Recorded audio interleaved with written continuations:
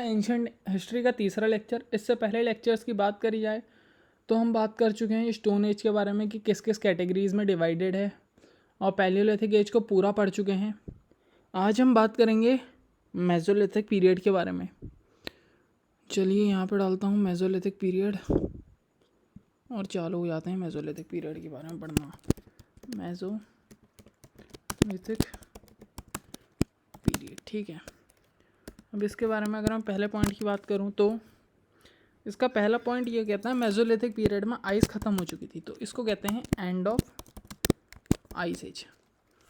दूसरे पॉइंट की बात करूं तो ये जो था ये ट्रांजिटरी फेज था स्टोन एज का। ट्रांजिटरी फेज मतलब मध्य का जो समय होता है वो था ये स्टोन एज का ट्रांजिटरी।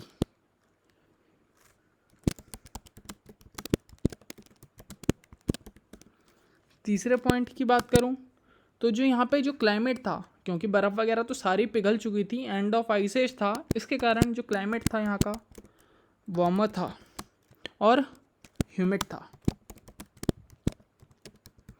चौथे पॉइंट की बात करूं तो चौथा पॉइंट बताता है कि जो बरसात थी वो बढ़ चुकी थी, रेनफॉल इंक्रीज्ड।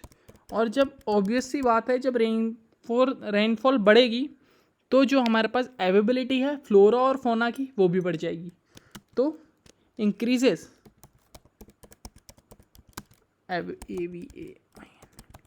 अवेलेबिलिटी ऑफ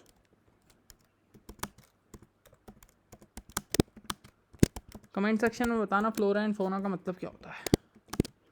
पांचवें पॉइंट की बात करूं तो जो डोमेस्टिकेशन था एनिमल्स का वो भी स्टार्टेड हो गया था। यहाँ पे domestication of animals, domestication start हो गया था, और जो प्लांट्स थे वो पहली बार सीन हुए थे, मतलब कि इनकी नॉलेज में आ गए थे। प्लांट्स तो वैसे थे ही, मतलब इनकी नॉलेज में आ गए थे कि ये ईटेबल है, ये नॉन ईटेबल है, इसका क्या यूज़ है, इसका मेडिसिनल पर्पज़ में यूज़ है, ये इनकी नॉलेज में आ चुके थे, और ग्रोइंग वगैरह भी आ गई थी इनकी नॉलेज में।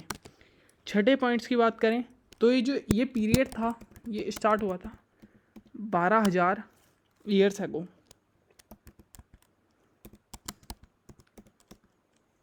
अगले पॉइंट की बात करूं तो ये कहता है जो पहला एनिमल डोमेस्टिकेट करा था वो डॉग था। First animal to be domesticated was dog. आठवें पॉइंट की बात करूं तो आठवां पॉइंट कहता है जो ह्यूमन बींग्स थे पहले तो वो अकेले में रहते थे, जो सोसाइटी थी वो भी लार्ज उसमें डिवाइडेड नहीं थी ग्रुप्स वगैरह में। इस फेज़ में जो ह्यूमन बींग्स थे उन्होंने हंटिंग तो सीख ली थी, हंटिंग सीखी थी ग्रुप्स में। Human beings learned started hunting in groups. और क्या क्या हुआ था, और फिशिंग भी स्टार्ट कर दी थी, ठीक है। नाइन्थ पॉइंट की बात करी जाए तो शिप, पहला एनिमल तो डॉग था, और जो शिप और गोट थे वो जो थे वो सबसे ज़्यादा डोमेस्टिकेटेड एनिमल्स थे। उनको पता लग गया होगा ना इनका फ़ायदा वगैरह, गोट से मिल्क वगैरह मिल सकता है, फ्लैश भी खा सकते हैं उसका, और शिप से वैसे ही ऑलरेडी उस टाइम पे क्लोथ्स वगैरह नहीं थे तो उसके जो हेयर्स वगैरह उनको ट्रिम करके वो वेयर कर सकते हैं।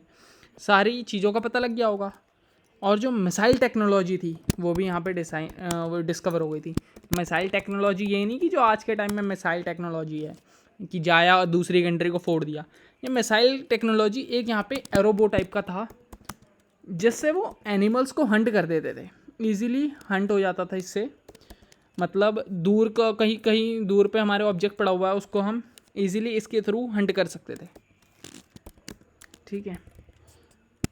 पास जाने की ज़रूरत नहीं होती थी, कोई जानवर मानो ख़तरनाक है उसके पास जाने में हमारी लाइफ को भी खतरा है तो ये दूर से हम उसके ऊपर थ्रो कर सकते थे, आगे से नुकीला होता था।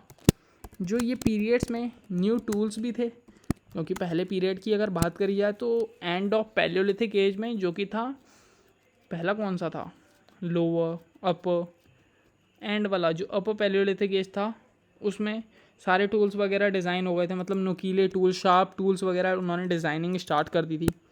जो न्यू टूल्स की बात करी जाए तो यहाँ पे जो है माइक्रोलिथ्स न्यू टूल्स थे, और ये प्रोमिनेंट बन गया था इस टाइम पे, माइक्रोलिथ्स प्रोमिनेंट, ठीक है। अगले पॉइंट की बात करी जाए तो अगला पॉइंट बोलता है जो पहला ह्यूमन कोलोनाइजेशन हुआ था वो गंगा प्लेन्स में हुआ था, वो भी इसी टाइम पे हुआ था। फर्स्ट ह्यूमन कोलोनाइजेशन इन गंगा प्लेन्स। 13 पॉइंट की बात करी जाए तो अगला पॉइंट जो कहता है, जो लोग थे इस सोसाइटी के, मतलब जो लोग थे इस टाइम पे, वो यूजुअली टूल्स करते थे, इम्प्लीमेंट करते थे, टूल्स तो बनाते ही थे और इम्प्लीमेंट करते थे स्टोन को, एक्सेस को। ठीक है, ये पॉइंट मैं लिख नहीं रहा क्योंकि नॉर्मल सा पॉइंट है। और जो कटिंग टूल था वो लोगों द्वारा यूज़ करा गया। एंशंट, अगर हम एंशंट परशुराम की बात करें, उनकी जो एक्स बिल्डिंग थी वो भी इसी पीरियड में हुई थी। अब पेंटिंग्स की बात करते हैं, पेंटिंग्स और भीमबेटका केव की मैं बहुत इंपॉर्टेंट बात कर चुका हूँ। पिछले टाइम में भी इसी गुफा में पेंटिंग्स वगैरह गई थी।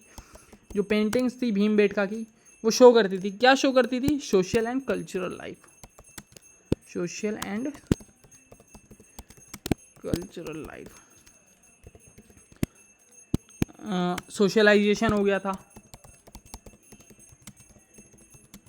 लोग ग्रुप्स में रहने लग गए थे, हंटिंग वगैरह सब सीख ही चुके थे वो। जो साइट्स हैं इसकी, इम्पॉर्टेंट साइट्स है छोटा नागपुर, CN से लिख दे रहा हूँ उसे, छोटा नागपुर, सेंट्रल इंडिया और south of river Krishna and river Krishna. अगले पॉइंट की बात करूं तो अगला पॉइंट बोलता है जो टूल्स थे, एक पॉइंट टूल्स पे भी ले लो। टूल्स कौन कौन से थे? ब्लेड्स था और ट्रायंगल्स थे, ट्रायंगल के आकार का नुकीला टूल होता था, नाइफ्स थे और हार्पून्स थे और डैगर्स थे एंड डैगर्स। और भी टूल था, वो एरोबो था ना, वो सबसे फेमस था, जो एरोबो था वो सबसे फेमस था। इसका एक पॉइंट और आएगा इसमें, ठीक है, एक पॉइंट और आएगा इसमें। क्या है वो पॉइंट? जो लास्ट पॉइंट होगा इसकी जो इम्पोर्टेंट साइट्स थी, चलो मैं बोल दे रहा हूँ। जो इसकी इम्पोर्टेंट साइट्स थी भीमबेटका थी, वो तो सब में रही है, वो तो देखा ही होगा आपने। भीमबेटका थी, आदमगढ़ थी और गोदावरी बेसिन था, ये जो थी इसकी मेन साइट्स थी। अब इसकी इम्पोर्टेंस जान लेते हैं। ये पीरियड्स के बारे में तो पढ़ ही लिया ना हमने, अब इसकी इम्पोर्टेंस क्या क्या है? इम्पोर्टेंस क्या क्या है मेसोलिथिक पीरियड की?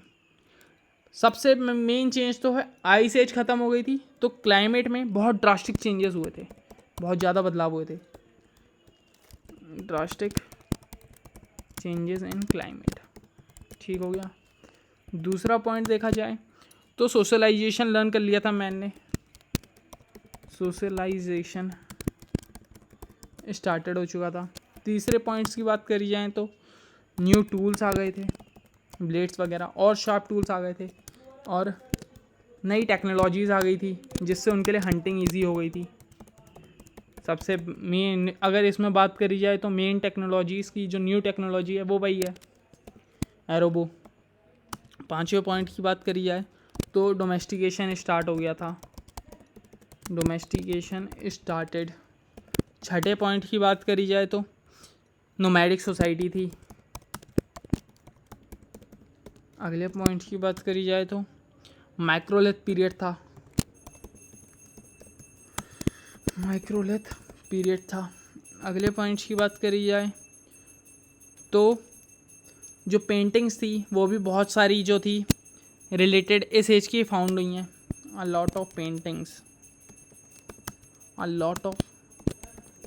Paintings are related to this age. ठीक है, इतना ही था मेसोलिथिक पीरियड के बारे में। जो क्वेश्चन आएंगे वही MCQs वगैरह में बन सकते हैं कि डोमेस्टिकेशन सीख लिया था, पहला एनिमल कौन था डोमेस्टिकेशन के टाइम्स पे, क्या क्या चेंजेस हुए थे इस टाइम पे, यही चीज़ें आ सकती हैं। और इसकी इंपॉर्टेंट साइट्स तो आती हैं। भीमबेटका के ऊपर क्वेश्चन बन सकता है, इसमें पहला ह्यूमन कॉलोनाइजेशन हुआ था, यही क्वेश्चंस हैं जो इसमें पूछ सकते हैं। और इसमें ऐसा कुछ भी चीज़ नहीं है जो कि लोग पूछें, ना कि ज़्यादा इंपॉर्टेंट है। अब बात करते हैं नियोलिथिक पीरियड के बारे में। ठीक है, लास्ट टॉपिक है आज का हमारा, ठीक हो गया। न्यूलिथिक पीरियड के बारे में पढ़ें तो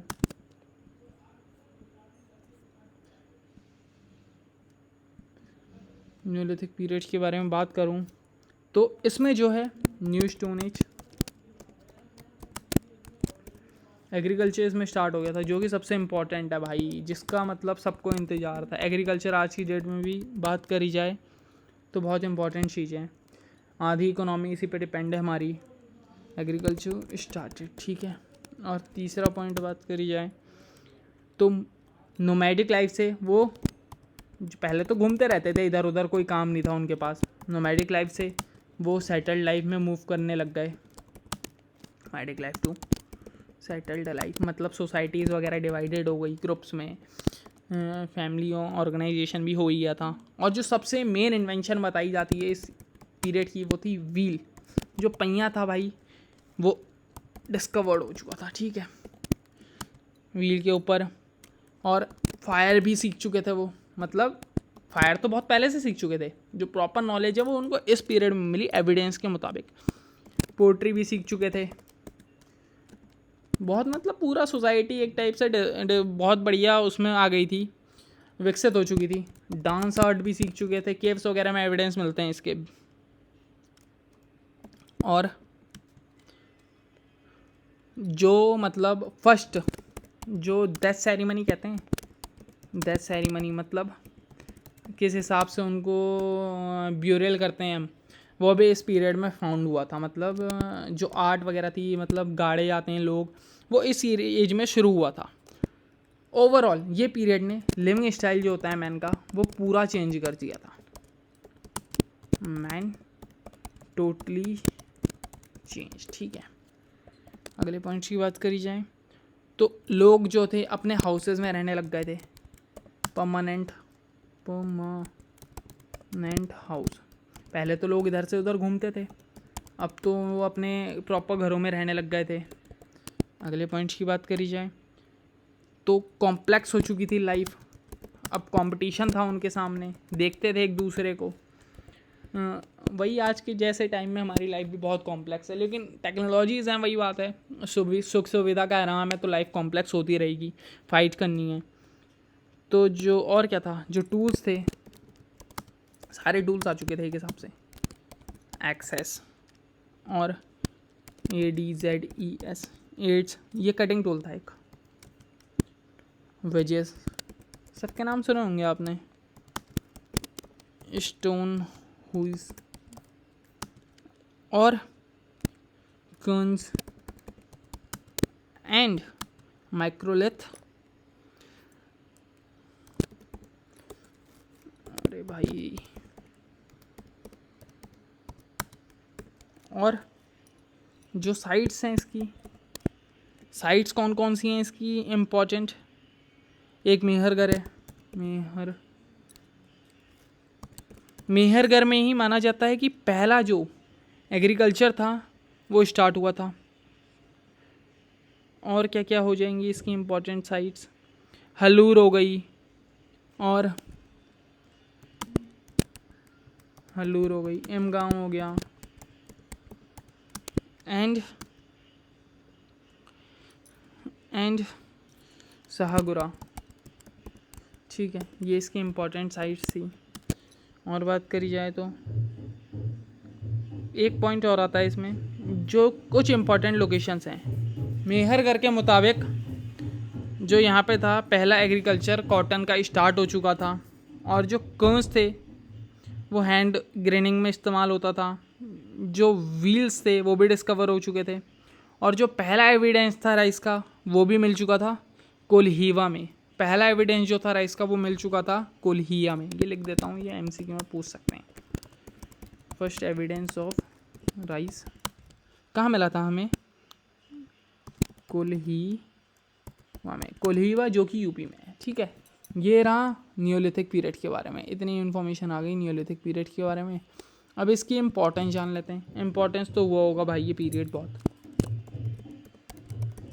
इम्पोर्टेंस की बात करी जाए तो एग्रीकल्चर आ चुका था भाई। सबसे पहले तो एग्रीकल्चर ही बाद में पूरे उसको बूस्ट कर देता है, ठीक है, मतलब ट्रेड एंड कॉमर्स को, इकोनॉमी को इंक्रीज़ कर देता है। आगे आने वाले टाइम में पढ़ेंगे इसे हम। परमानेंट लाइफ हो गई थी उनकी, सेटल्ड लाइफ, जो कि बहुत बड़ा चेंज था। पहले वो इधर उधर घूमते रहते थे, उस टाइम पे सेटल्ड लाइफ रहना बहुत वो बात है। लेवल ऑफ कॉम्प्लेक्सिटी बढ़ गया था, increases the level of complexity, और जो एडवांसमेंट था, ग्रोथ का रेट था, वो भी बढ़ चुका था। Increases the growth of advancement of life, मतलब व्हील डिस्कवर कर ही चुके थे वो, जो कि बहुत इंपॉर्टेंट रोल प्ले करने वाला है आगे आने वाले टाइम में। व्हील डिस्कवर हो गया था, फायर डिस्कवर हो गई थी, आर्ट सारी सीख चुके थे, लाइफ स्टाइल पूरा चेंज हो चुका था, टूल्स वगैरह डिस्कवर हो गए थे, सबसे मेन बात एग्रीकल्चर आ गया था, मतलब सारी चीज़ें आ चुकी थी। तो यहाँ पे नियोलिथिक पीरियड भी ख़त्म होता है। एक अपना बचता है चाल्कोलिथिक पीरियड, वो अगले लेक्चर में कवर करेंगे हम। देखिए पूरा पढ़ चुके हैं हम इसे, ये रहा जो पढ़ चुके हैं अभी तक हम स्टोन एजेस में। अभी तक बस स्टोन एज पढ़ी है हमने। स्टोन एज जो कि पैलियोलिथिक एज था, मेसोलिथिक एज था, नियोलिथिक एज था, चाल्कोलिथिक एज था। स्टोन एज के बारे में पढ़ा हमने। फिर प्री हिस्टोरिक पीरियड के बारे में पढ़ा, पैलियोलिथिक एज के बारे में पढ़ा, जो कि 3 कैटेगरीज में डिवाइड थी, लोअर, मिडल, अपर, ठीक है, पूरा पढ़ चुके थे। फिर इसकी इंपॉर्टेंस पढ़ी, फिर इसकी लिमिटेशंस क्या थी, फिर हमारे मेसोलिथिक पीरियड को पूरा हमने ख़त्म कर दिया आज के लेक्चर में। इसकी इंपॉर्टेंस भी जान ली, नियोलिथिक पीरियड भी जान लिया और इसकी इंपॉर्टेंस भी जान ली। तो यहाँ पे करते हैं इस लेक्चर को ख़त्म। अगला लेक्चर स्टोन एज पे लास्ट होगा, चाल्कोलिथिक एज। चाल्कोलिथिक एज के बाद अपनी हो जाएगी शुरू आयरन एज। आयरन एज जो कि बहुत इंपॉर्टेंट एज है, उसके बारे में पढ़ेंगे। तो आशा कर रहा हूँ आपको पूरा समझ आ रहा होगा। जो भी डाउट हो मुझसे उसमें पूछ लेना कमेंट सेक्शन पे। चलो इसी के साथ इस लेक्चर को करते हैं एंड।